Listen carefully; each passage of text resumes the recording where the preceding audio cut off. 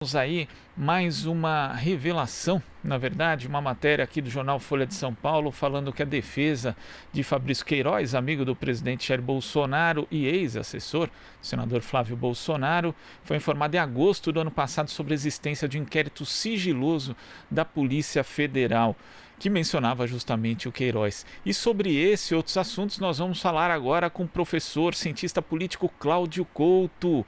Bom dia, Cláudio. Bom dia, tudo bem? Tudo certo. E você? Tudo certo dentro desse contexto de pandemia, crise política, crise É, sanitária? É complicado, né? Mas vamos lá. não tem muito jeito, né? A gente fala que tá tudo certo só pensando, abstraindo todo o resto, né? Exatamente, né? E esperando também que de fato as coisas melhorem, Cláudio. Olha, a gente teve aí essa matéria da Folha de São Paulo de hoje falando aqui que a defesa do Fabrício Queiroz teve acesso à informação de que corria um inquérito sigiloso em que ele era citado, e é mais um episódio dessa novela a respeito da interferência de Jair Bolsonaro na Polícia Federal. Também a gente sabe que essas relações aí eram algo íntimas mesmo antes dele ser presidente da República. Como é que você vê mais esse episódio e esse contexto todo, Cláudio? Olha, é mais um escândalo nessa sucessão de escândalos e mais um fator de grande preocupação, porque ele mostra uma politização, mais do que uma politização, uma partidarização da Polícia Federal, que é uma polícia judiciária, uma polícia de Estado. Ela não pode servir para ajudar amigos ou perseguir inimigos. E o que nós vimos aí nesse caso é que a polícia claramente tem, pelo menos alguns de seus membros, ao que tudo indica, ajudando amigos, né, indicando que eles seriam investigados, dando sugestões de como proceder, até segurando uma investigação para interferir no processo eleitoral. Isso é tudo tremendamente grave. E eu creio que isso é muito, muito bem investigado. E é claro que o problema é quem investigar os investigadores, porque não é tão simples. Tem um órgão como a Polícia Federal envolvido numa situação como essa, fazer uma investigação sobre ele. Claro, tem instrumentos para isso, mas é preciso ter muito cuidado para proceder a essa investigação. Ela também seja capturada pelos interesses escusos que se mostraram presentes até agora. E quando você fala dessa questão justamente da investigação, que é crucial, inclusive, para a própria imagem da instituição, a gente sabe que as forças de segurança no Brasil, não só a Polícia Federal, mas as polícias estaduais também, quando tem algum tipo de ocorrência envolvendo um de seus agentes, a investigação acaba tendo muito problemas, para usar aqui um eufemismo, né? E no caso das polícias estaduais, o Ministério Público, por exemplo, que seria o órgão responsável constitucionalmente por essa apuração, por essa fiscalização, acaba também ficando bastante omisso. No caso da Polícia Federal, é fundamental que haja, né, Cláudio, essa investigação, uma apuração e, de fato, punição a agentes, já que esse inquérito, inclusive, né, é um inquérito que vai ser reaberto, não teve conclusão anteriormente, a imagem da instituição acaba ficando abalada. Né? Estamos numa encalacrada, né? Porque além do problema, digamos, estrutural, que você bem aponta, que realmente ocorre com muita frequência nas polícias, alteração de cena de crime, enfim, é um problema realmente muito grave. Nós temos uma situação ainda pior, que é o atual presidente da República, que é o principal interessado nessas na Polícia Federal, dirigentes, nomeando dirigentes, pedindo relatórios de inteligência. Ou seja, há um risco de que o próprio presidente da República interfira nessa investigação, o que é de uma gravidade absurda, diria mais. Né? Isso, se faltava mais algum, é mais um crime de responsabilidade. Então, se o presidente, de fato, tiver comprovada a sua interferência na Polícia Federal, é claro que é sempre preciso ter uma comprovação clara para que esse tipo de coisa avance, a gente pode verificar aí mais um crime de responsabilidade do presidente. Agora, a gente tem, né, também essa crise sanitária, Cláudio, e tivemos a substituição do ministro da Saúde com mais um ministro militar. Agora são 9 ministros militares, além de outros militares ocupando também cargos aí de segundo escalão, que a gente já acompanhou, inclusive, na própria pasta da saúde. Como é que você vê praticamente essa ocupação militar no governo Bolsonaro e também alguns juristas, né? Tivemos um artigo, inclusive, fazendo referência ao artigo 142 da Constituição, meio que deixando no ar ali que seria legítimo em determinadas situações uma intervenção das Forças Armadas. Como é que você vê esse clima em que a gente tem mais militares ainda participando do governo, Cláudio? Olha, acho que isso tem diversos significados, né? Um é o isolamento desse governo, o isolamento político dele. E aí um governo isolado politicamente não tem muito a quem apelar. E aí o apelo aos militares se torna uma solução natural. É claro que nós vemos agora o presidente negociando com os partidos do assim denominado centrão, né? Aqueles partidos que eu prefiro chamar de partidos de adesão, porque eles aderem a qualquer governo, né? À direita, à esquerda, desde que obtenham algum espaço político desse governo. Espaço político, entenda-se bem, cargos e, claro, também liberar verbas, né? Verba ultimamente está faltando, a situação está difícil, mas cargo sempre vai ter, né? Até de vez em quando você afasta um servidor ou uma servidora, no caso de mais de 35 anos na Cinemateca, para dar prêmio de consolação para ex-secretário da Cultura. Mas vamos lá, seguindo aí. Os militares, além de serem talvez uma tábua de salvação para esse governo, eles atuaram diligentemente para eleger Jair Bolsonaro. A gente deve se lembrar, por exemplo, das declarações do general Vilas Boas a respeito das decisões do Supremo Tribunal Federal com relação ao ex-presidente Lula. Aquele tipo de posicionamento, evidentemente, interferiu em todo o processo. E, ao interferir em todo o processo, contribuiu para nós chegarmos a essa situação que aqui estamos. O vice-presidente da República é um general também da reserva. Há uma série de generais, inclusive da ativa, ocupando postos de primeiro escalão. Ou seja, os militares ficaram muito bravos com a Comissão da Verdade implantada durante o governo da ex-presidente Dilma Rousseff. E acharam que a sua imagem não ficou muito boa naquela foto que dele saiu com as revelações da Comissão da Verdade. Só que agora, veja só que curioso, né? Que ironia do destino. Eles resolveram, como consequência dessa irritação, apoiar a subida de Bolsonaro ao poder, embarcar nessa aventura bolsonaresca. E como será que a foto dos militares vai ficar por terem se associado a esse governo? A associação deles a esse governo, no meu entendimento, gera para os militares brasileiros, em tempos de democracia, um estigma muito parecido com aquele que os militares argentinos tiveram ao associar a Guerra das Malvinas, mas associar, a promover a Guerra das Malvinas, que foi um desastre militar no final da ditadura militar argentina, né, em que eles resolveram comprar briga com ninguém menos do que o Reino Unido e levaram uma surra nas Malvinas. E aí saíram envergonhados de lá. O estigma dos militares argentinos, para além da carnificina que promoveram no país, matando mais de 30 mil pessoas, é também associado a essa vergonha militar. Eu diria, a carnificina da pandemia, que o governo Bolsonaro ajuda a aumentar, ela vai ficar como um estigma para os militares que também se associaram a esse governo. É nisso que eles se meteram. Cláudio, agora a gente chama a participação da Marilu Cabanhas. Oi, Marilu. Oi, Glauco. Oi, Cláudio. Bom dia. Bom dia, tudo bem? Eu adorei, viu, a aventura bolsonaresca. Vou passar a adotar também esse termo. Agora, Cláudio, vamos falar aqui sobre a articulação, uma grande articulação aí composta por juristas, mais de 400 entidades, personalidades, 7 partidos políticos. Essa articulação entra com pedido de impeachment contra Bolsonaro hoje, 11 da manhã em Brasília. A gente tem nomes aí como Celso Antônio Bandeira de Mello, Lênin Streck, Pedro Serrano, Carol Proner, ex-ministros, né, da Justiça, enfim, e partidos como PT, PSOL, PCdoB, PSTU, PCB, UP. Enfim, essa grande articulação, né, enfim, justamente falando de vários crimes, né, que o Bolsonaro já cometeu, principalmente nesse momento contra a saúde pública, né? Nesse desgoverno em relação ao controle da Covid-19, né? E, além disso, a participação em atos antidemocráticos, né, que pediram aí o fechamento do Congresso e também do STF, e agora a questão da interferência na Polícia Federal, com a exoneração aí também do Maurício Valeixo do comando, né, porque realmente não era possível essa interferência. Como é que você está vendo essa mobilização, juntando aí diversos partidos e juristas bastante renomados? É um reforço, mais uma tentativa, né, de fazer com que o impeachment seja analisado no Congresso, que está difícil. O Maia não está analisando, né, Cláudio?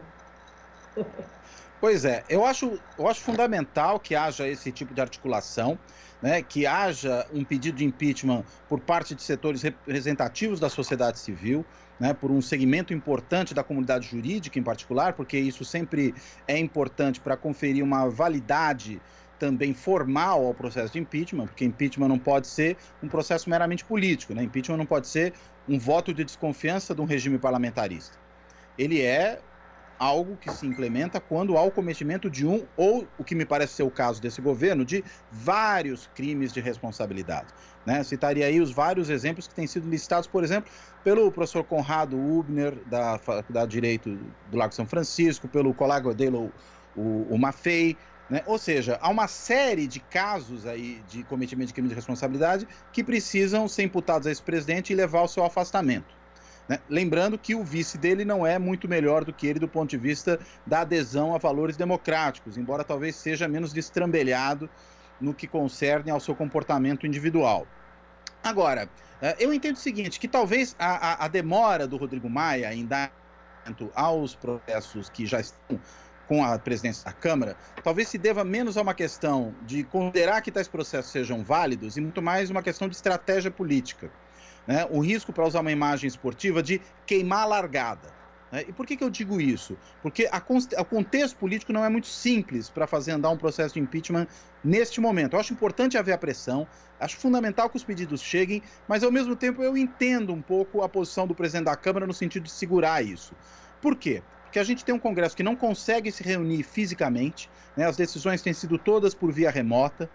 Ele tem uma agenda pesadíssima do ponto de vista da questão da Covid-19 e de todas as medidas que precisam ser tomadas em relação a ela, seja no âmbito sanitário, seja no âmbito econômico, seja no âmbito social. Existe também um calendário eleitoral, a gente já vê aí a discussão de uma necessidade de adiamento das eleições municipais desse ano. Eu acho que realmente vai ser preciso, espero que elas ocorram esse ano, porque senão isso acaba gerando esticamento de mandato, que seria péssimo, mas eu acho que faz sentido discutir um adiamento. E com toda essa situação, se entra um processo de impeachment no meio da agenda, aí vira uma barafunda de vez. Ou seja, você não consegue gerar as outras decisões e talvez sequer consiga fazer o processo de impeachment avançar. E se o processo de impeachment não avança e morre no meio do caminho, é pior, porque e para começar um segundo depois? É muito mais difícil. Então, talvez segurar um pouco agora, embora, claro, todo mundo fique irritado com isso, porque o presidente já merecia ter um processo de impeachment, talvez seja compreensível do ponto de vista da estratégia política, né? Para usar uma velha imagem, dar um passo atrás para poder dar 2 passos à frente depois. E, finalmente, eu só acrescentaria ainda mais 2 elementos. Primeiro, existe também ainda, e a pesquisa, por exemplo, que saiu ontem da XP mostra isso, um apoio de 25% da população ao presidente da República. Para o impeachment, é um patamar muito alto de apoio, né? Talvez seja o caso de aguardar que esse patamar diminua, que ele desça um pouco mais. E acho que por isso, talvez, de novo, essa estratégia do presidente da Câmara. E, claro, relacionado à pandemia, não tem povo na rua. Quer dizer, tem, só povo bolsonarista. Então, quem vai para a rua hoje e sem povo na rua é muito difícil ter processo de impeachment avançando, é só quem defende o presidente da República porque não se importa de se contagiar e contagiar os outros com o vírus da Covid-19. Né? As pessoas que realmente têm interesse em produzir uma melhora do ambiente político com o afastamento do presidente da República estão em casa ou estão evitando sair à rua. Então, não vão se manifestar para derrubar o presidente nesse momento. Bem. Cláudio, agora vamos falar um pouco aqui desse presidente Lula. Ele concedeu para a Rádio Brasil Atual, TVT, Rede Brasil Atual, uma entrevista ontem. Ele pediu desculpas, como ele mesmo disse, pela frase infeliz em relação à Covid-19. E ele falou também sobre a questão de uma eventual frente ampla, né? Unindo aí não só a esquerda, o centro e também a direita, uma frente aí antifascista. E ele lembrou, em relação, na época, né, onde ele esteve ao lado de Fernando Henrique Cardoso, pedindo as diretas já no palanque, eu até lembrei que nesse 1º de maio ele esteve no palanque virtual novamente, Fernando Henrique Cardoso, Ciro Gomes, Marina Silva, no 1º de maio, no Dia do Trabalhador. E ele lembrou, na época, né, a articulação que Fernando Henrique fez, enfim, com o setor militar, e onde o Ulisses Guimarães seria o candidato, né, do MDB, seria o candidato à presidência da República. Só que aí, como ele diz, né, Ulisses Guimarães ficou chupando o dedo, porque acabou indo aí a questão, uma outra possibilidade, o Tancredo Neves, pelas indiretas, né, o Tancredo junto com o Sarney, né, e ele fala que ele quer uma frente ampla. Ele defende, mas onde entra o trabalhador nisso, né? Nós queremos, ele diz, uma frente ampla para quê? Onde estará o trabalhador? Não pode ser só para bater palma, né? Então, como é que você também analisa, aproveitando aí essa oportunidade, esse pedido de desculpa também em relação à Covid-19? Olha, começando pela questão do pedido de desculpas, né, que eu acho que é a questão mais pontual, acho que foi uma medida correta do ex-presidente Lula a público pedir desculpas, porque foi realmente uma frase tremendamente feliz. Eu entendo que ele tentou usar uma figura de linguagem e foi muito infeliz no uso dessa figura de linguagem, e via público fazer um meia-culpa, fazer uma autocrítica e pedir desculpas é um ato de grandeza. E até só para dar um exemplo aí do momento, tem todo mundo falado tanto do Felipe Neto, né, do seu posicionamento. Talvez o ponto mais forte do que tem dado tanta visibilidade e até respeitabilidade ao Felipe Neto é o fato dele ter feito uma autocrítica, dele ter feito meia-culpa em relação ao seu posicionamento no período político recente. Então, fazer sempre uma autocrítica, um meia-culpa, é um ato de grandeza, ponto para o Lula aí, sem dúvida nenhuma. Com relação à frente ampla, eu acho que é realmente importante pensar nisso agora, e mais do que pensar, trabalhar para que ela aconteça. E claro que já ouvi uma vez do antigo deputado Plínio de Arruda Sampaio a seguinte frase, né, que aliança você não faz com o igual, você faz com o diferente. E eu acho que é uma frase cheia de verdade. Uma frente ampla requer necessariamente que se faça aliança com os diferentes, com aqueles com quem se tem uma série de divergências, mas se tem unidade no fundamental. E o que é o fundamental agora nesse país? O fundamental agora é, primeiro, defender a democracia, segundo, defender a vida. E em defender a vida implica, evidentemente, ter medidas com relação à pandemia, mas também ter medidas com relação a garantir a direitos sociais para as pessoas. Que as condições mínimas que seja de bem-estar social sejam asseguradas à população. E aí entendo que essa frase com relação aos trabalhadores certamente passa por aí. Daí eu entendo que realmente é importante buscar esse diálogo, eventualmente não apostar nas divergências, porque elas sempre vão existir, mas ao apostar no diálogo, conseguir também que o outro lado dialogue e avance um pouquinho com relação à importância das questões sociais. Eu creio que há espaço para isso. Portanto, buscar essa aproximação agora é fundamental, porque nós estamos diante de um governo de clara orientação autoritária, mais do que isso, eu diria, vocação fascista, e numa situação como essa, se não se forma uma frente ampla, do mundo civilizado da democracia contra a barbárie fascista, tudo fica muito complicado. Falando de barbárie fascista, como é que você viu aí, né, a saída da Regina Duarte da Secretaria da Cultura, e ela falando que ganhou de presente a Cinemateca, quer dizer, colocar esse posto público como presente, vamos lá, Cláudio. Eu diria que colocar esse posto público como presente é sintomático, né? Naquela famigerada entrevista que ela deu à CNN, ela comete ali duas gafes nesse mesmo sentido, que deixam muito claro como ela enxerga a política. Primeira, quando ela é questionada pela Maitê Proença, ela fala, olha, a Maitê tem meu telefone, era só ter me ligado. Como se tratasse de uma questão pessoal, privada. A Maitê, colega dela, de trabalho, tem o telefone, liga e conversa. Mas ela não está pedindo uma xícara de açúcar, Ela está, na realidade, fazendo uma crítica política. Então tinha que fazer em público mesmo, e a resposta tinha que ser dada em público. Segundo, aquela questão com referência aos recentes artistas brasileiros, ícones da cultura brasileira, Aldir Blanc, Moraes Moreira, Rubem Fonseca, enfim, vários deles que sequer foram mencionados pelo governo, E um silêncio ensurdecedor esse. E o que ela respondeu? Falou, não, eu mandei notas para a família. Não se trata de uma nota da Regina Duarte, pessoa física, para as famílias desses artistas. Se trata de um posicionamento da secretária da Cultura como representante do governo brasileiro em relação à perda de ícones da cultura brasileira. E isso não pode passar em brancas nuvens. E eu entendo que agora, quando ela se refere a ganhar cargo na Cinemateca, que, como eu já falei, vai afastar uma servidora de 36 anos de experiência, formada nessa área, com conhecimento técnico na área de preservação do patrimônio cinematográfico, para isso para a Regina Duarte, olha, é uma prebenda. Né? A gente volta ao período feudal, né? Quando alguém concedia um título de nobreza para o outro, né? E fala, agora aquelas terras ali são suas. Não pode isso é um absurdo. Né? É um absurdo que alguém se refira à coisa pública como um presente. Né? Não existe presente nesse caso. Nesse caso, se há presente, o que há na realidade é malversação do bem público. É uma ilicitude muito clara, isso que comete. É improbidade. Cláudio, em contrapartida, artistas estão se mobilizando com a MP da grilagem, né? A gente viu aí Caetano Veloso, Daniela Mercury, até a Anitta, e olha, falando coisas assim que até estão surpreendendo, né? E aí a gente vê exatamente quando tem essa ação, mesmo virtualmente, né? Que a gente, como você falou, a gente não pode ir para a rua, mesmo tendo essa ação, a gente vê alguns resultados, né? Essa MP da grilagem ainda a gente tem que aguardar, mas a gente viu do Enem, que o pessoal chiou muito, e voltaram atrás, prorrogaram, né? Então a gente está vendo que é importante, sim, mesmo virtualmente, a gente protestar, e esse engajamento dos artistas também é fundamental, né?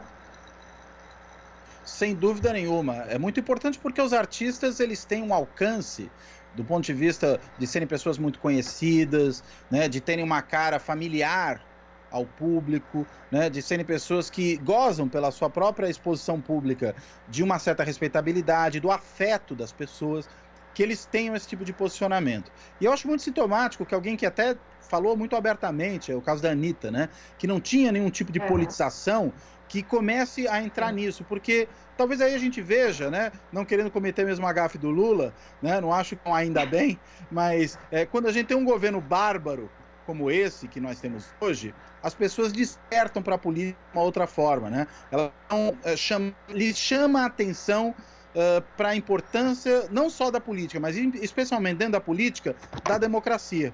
Né, do respeito ao diferente, do respeito ao outro. E eu acho que é isso que, por exemplo, levou a Anitta a se interessar pela política nesse período recente. É altamente saudável isso. E claro que quando ela se posiciona, ela atinge todo um grupo da sociedade, particularmente dos jovens, né, que gostam dela, que gostam do seu trabalho e que ela vai efetivamente influenciar de uma maneira muito positiva. Perfeito, Cláudio. Super abraço para você, viu? Até mais. Obrigado. Posso só fazer um convite? Pode. Opa, vamos lá. Opa, obrigado. Não, eu só quero convidar os ouvintes da rádio, eu aproveitando esses tempos de isolamento social e vida virtual, eu criei já quase 2 meses atrás um canal no YouTube que se chama Fora da Política Não Há Salvação.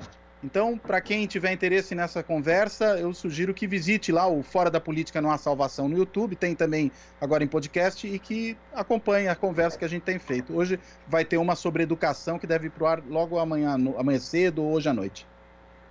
Ai, que maravilha! E é ótimo, né? Popularizar a política. A política é importantíssima, está na vida da gente. Tudo é política, a saúde é política, segurança é política, viver é política. Bárbaro, viu, Cláudio? Exatamente. Vou entrar aí no seu YouTube. Beijo, até mais. Obrigado, tchau. Conversamos aqui com o cientista político e coordenador do mestrado profissional em Gestão e Políticas Públicas da Fundação Getúlio Vargas, Cláudio Couto. Você está ouvindo Jornal Brasil Atual. As notícias que os outros não dão.